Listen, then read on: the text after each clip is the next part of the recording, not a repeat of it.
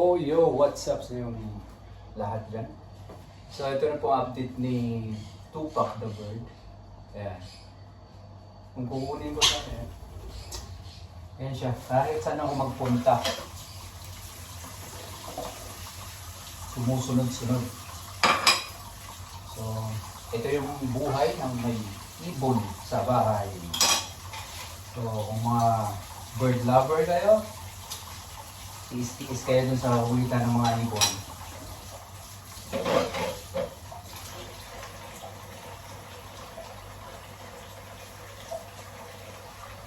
Kasi parang ano din, parang anak nyo din. Kasi kulit-kulit. Tiis-tiis kayo.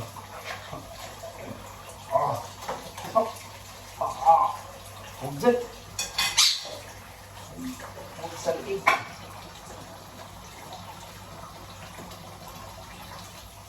Yan, tiis-tiis lang. Yan siya. Maghuhugas ako. Pinggan. Tumak! Good morning!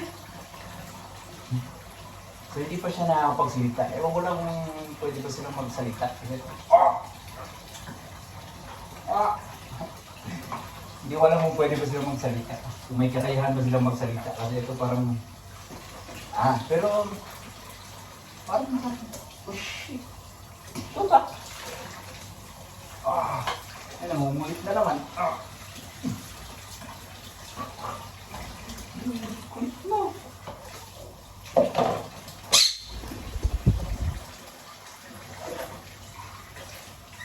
So, pag kinakagat-kagat kayo ng mga ibon nyo, ay, yung tip lang sa mga hindi pa alam, kung kinakagat-kagat yan ng ibon nyo, huwag mong hayaan. Sawayin nyo sila para hindi masanay.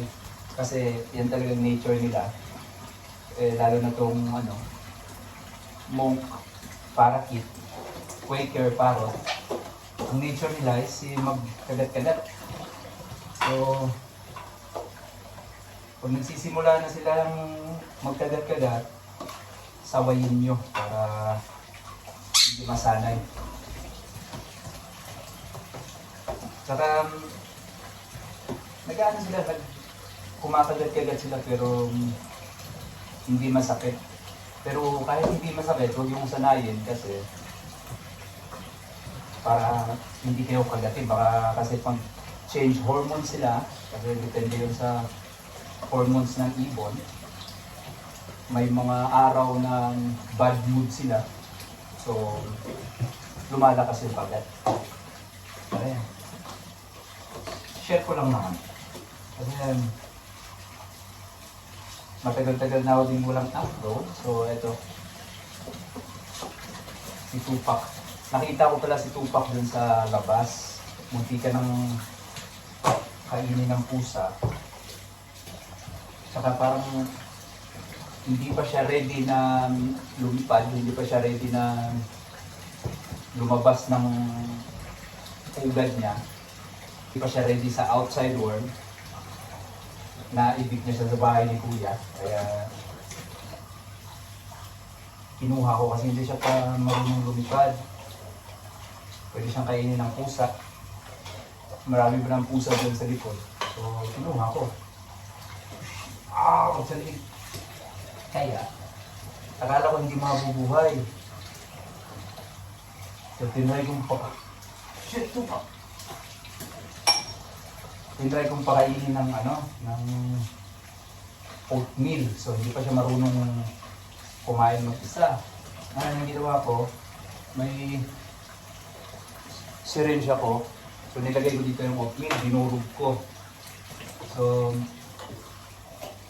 nilagyan ko ng ng tubig. Dinurog ko yung oatmeal. Ngayon, unang subo, pinapatiki muna. Ako pangalawa, kumain.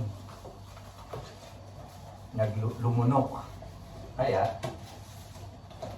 tinuloy-tuloy ko. Akala ko talaga hindi mabubuhay kasi akala ko talaga hindi na ito matitim kasi nakuha ko siya. Ano na siya?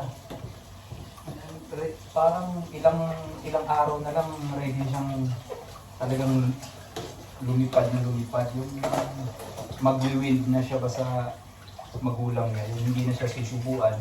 Akala ko talaga hindi matitame, pero yun mo. Kahit saan ako magpunta, sumusunod. Pero ewan ko lang kung sa labas. Itatry ko sa labas. Na dalhin siya o paliparin para ano naman siya. Para masanay naman siya. So, okay naman na makawala siya, lumipad. Bintana nga dito bukas. So, ang gusto ko, siya lang yung kusang lumabas. Tupak! Siya yung kusang lumabas. Para makawala na siya dito ba. Pero nagugustuhan niya kasi nialagaan natin siya mabuti. So, ayan, ito. Habang may trabaho ka, naguhugas ka ng tigan. Kahit nanonood ka ng mga movies sa Netflix. Andyan, umuulit. Hindi pwedeng mapirmi sa isang lugar. Mapipirmi lang to sa isang lugar pag nilagay ko sa kulungan niya. Kasi pag wala kami dito sa bahay, pag wala ako dito sa bahay, ilalagay ko sa kulungan kasi pag hindi, lahat ng makita niyang pwedeng kakagatin niya. So, ang lakas pa naman ang kagat nito. Di ba, Tupak? Tupak!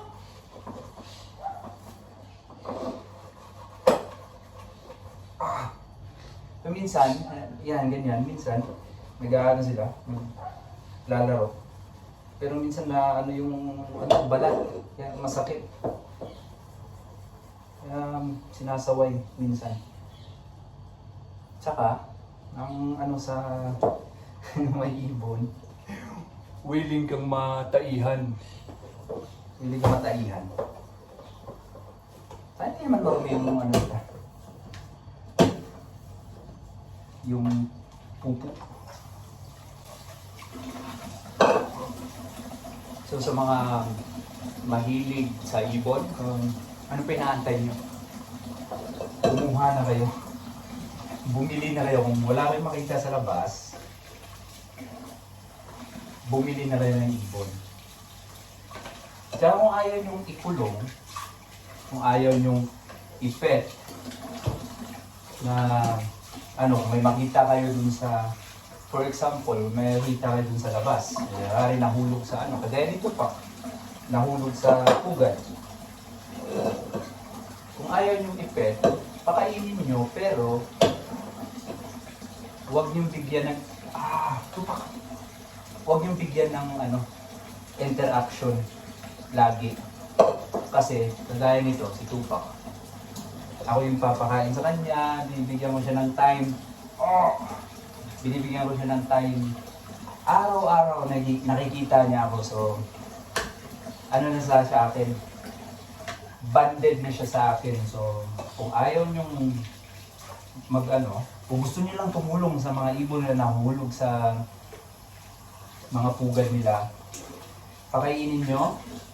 Huwag nyong ipakita huwag yung bigyan ng human interaction yung ibon para hindi masanay sa tao. Para pag ready na silang lumipad, pwede nyo nang pakawalan. Pero, kung gusto nyong may pet, bigyan nyo ng time na sa inyo, maband sa inyo. Bigyan nyo ng time para makilala kayo, tsaka magtiwala sila sa iyo.